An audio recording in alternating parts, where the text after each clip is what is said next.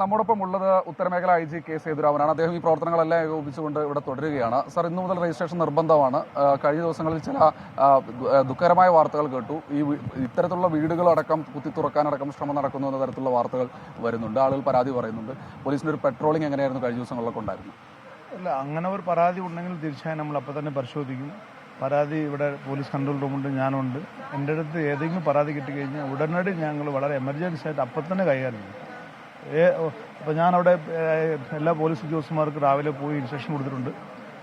ലോക്കലായിട്ട് ജനങ്ങൾ വരുവാണെങ്കിൽ തീർച്ചയായും അവർക്ക് അവിടെ വീട്ടിൽ പോകാനായിട്ടും അവിടെ സാധനങ്ങൾ എടുക്കാനായിട്ടും അനുവാദം ഉണ്ടാകും. അതുകൂടാതെ അവിടെ പോകുന്ന സമയത്ത് നമ്മുടെ കൂടെ പോലീസുകാരുണ്ടാവും. എല്ലാവിധ സാഹചര്യങ്ങളും നമ്മുടെ അവിടെ ദുഃഖത്തിൽ പങ്കുചേരുന്നു.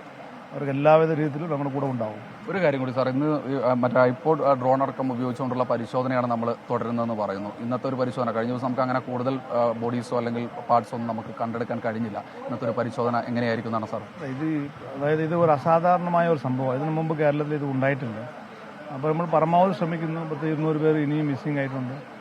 അപ്പോൾ ഇവിടെ മൃതശരീരങ്ങൾ എവിടെയാണ് സ്ഥിതി ചെയ്യുന്നത് കണ്ടെത്തേണ്ടത് ഞങ്ങളുടെ ചുമതലയാണത്. അതിനുവേണ്ടി ഇപ്പോൾ അറിയാമല്ലോ, ഇപ്പോൾ കുറച്ച് ദിവസമായിട്ട് ഞങ്ങൾ നോക്കിക്കൊണ്ടിരിക്കുന്നു.